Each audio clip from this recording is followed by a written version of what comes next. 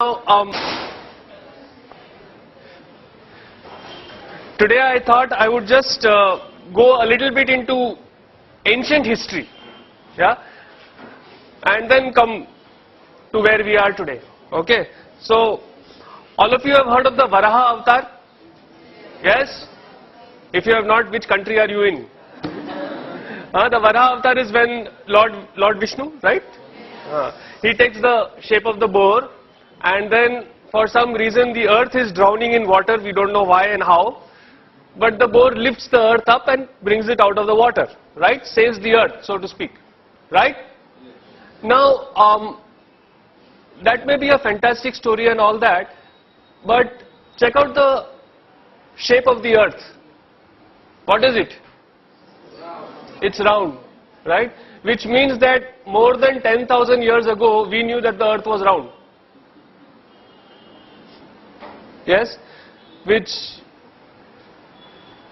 Europe only accepted once they saw the Apollo pictures from space, right? In fact, we call geography Bhugol, right? It is goal, round. It's not Bhutatte, right? Okay? It's Bhugol. Okay?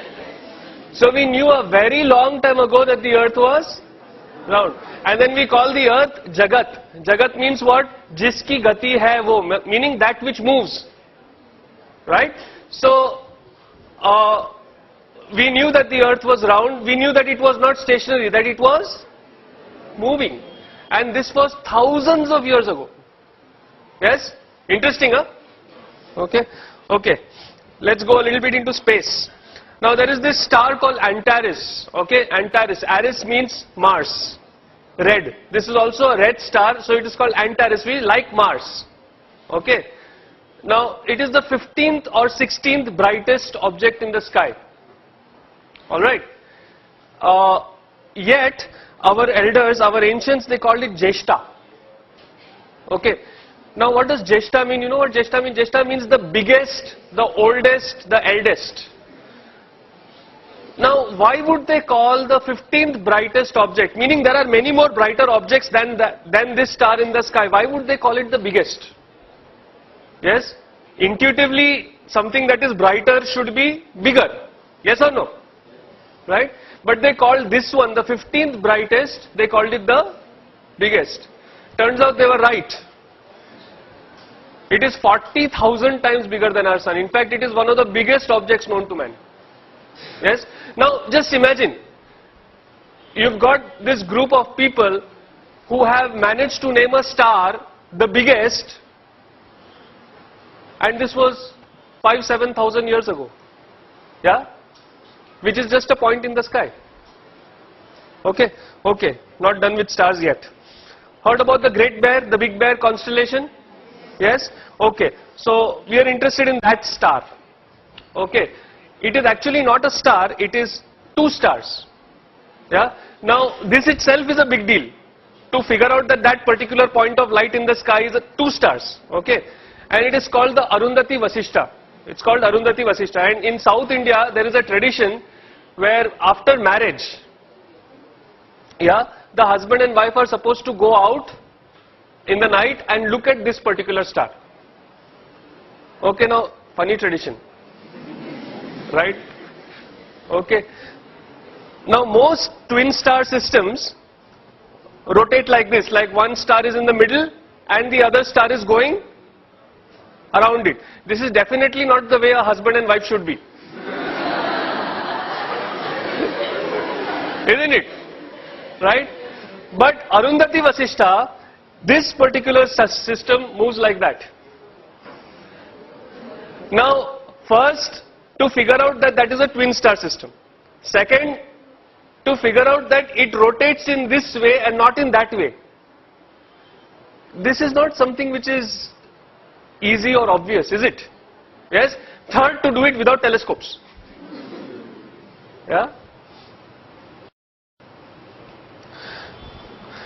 Okay, metallurgy. Dinesh is BTech Metallurgy from IIT Bombay. You know, there are these pillars which are rust proof in India. Do you know about them? The most famous one is in front of Qutub Minar.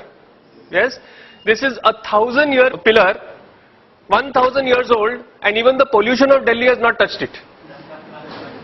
Yeah, it is still not rusting.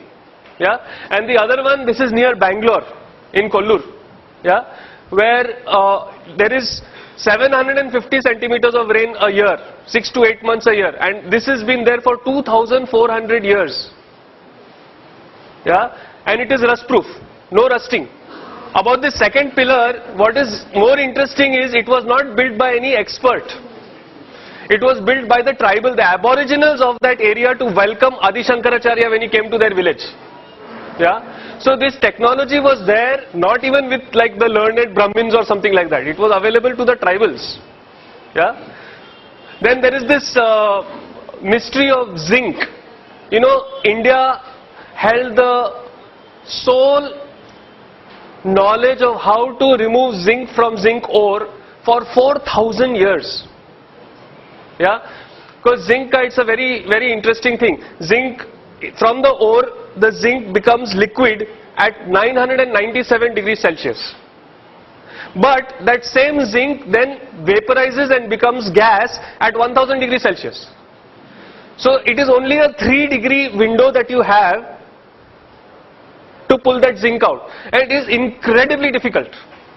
Yeah, you know what we did? It was very interesting. See, usually if you see a furnace, kya hota hai? There is the furnace, and then something is coming out and being accumulated, isn't it? This is the way most distillation is done. Yes or no? You've got the heat from the bottom and something comes out and it is collected. Now, when the heat was coming from the bottom, what would happen? The zinc would become liquid. It would go down, or it would just evaporate and go out, right? So what did these people do? They turned it upside down. They put the heat on the top and they put an ice bath below it, cold. So it would come down, then it would go in the cold, it would solidify and you would get the zinc. Yeah? For 4,000 years we kept this technique secret over here. Yeah? All the zinc in the world was made only by India. Nobody else could make it only. Yeah? Then one Chinese fellow stole it. Yeah? And then one British fellow stole it from the Chinese. So there was this guy called William Champion who made the first zinc distillery in Great Britain in the year 1543. Before that, for 4,000 years, if you wanted zinc, you had to come to us. Now, this is a nice shloka in the praise of Lord Krishna. When you look at this shloka, do you think that there is anything special about it? It is like all other shlokas. Oh Krishna, you are great, you are this, you are that. Yes or no? Right? Only thing is there is this thing, there is a protocol called the Katapayadi Sankhya. Okay? It took me a long time to learn to pronounce that. Yeah, so there is this Katapayadi Sankhya where they give particular alphabets, particular numbers. So for example, Katapaya is 1 and so on. And then if you substitute these numbers in this shloka, you know what you get? The value of pi correct to 30 decimal places.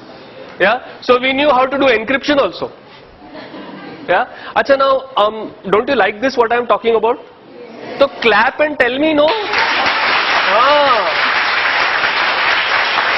Yeah.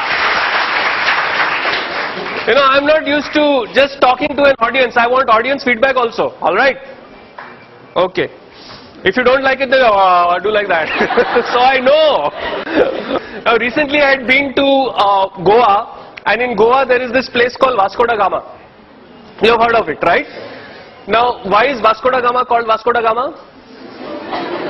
Because there was this fellow from Portugal who came and supposedly discovered India. Right? Okay, let me tell you the true story. This story is in Vasco da Gama's own journal, which is there in Lisbon today. Okay. There were two guys who went searching for India. One of them was Christopher Columbus. The other was Vasco da Gama. Okay. Now Christopher Columbus, he went in the opposite direction. From Europe he went up. Okay. And he found America. Only he thought America was India. Okay. That is why the natives of Americans are called Indians. That's where the Indian name comes. because he thought मेरे को India मिल गया, right? So he called those people Indian. He called them Indians actually. Then the other people came and called them red because they were not white. Yes. So that was Christopher Columbus' story. Vasco da Gama, he went in the opposite direction. If you know your geography, he came down from Africa, and he was too chicken to go out into the main sea. He would only sail keeping the coast in view. Okay. And he was having the biggest ship available at that time in Europe. Alright. So he came all the way down to the Cape of Good Hope. Okay. And over there, he was wondering, now how do I cross? Because from there to go to India, you have to go across the ocean, across the sea, right? Over there he met a Gujarati whose name was Kanha.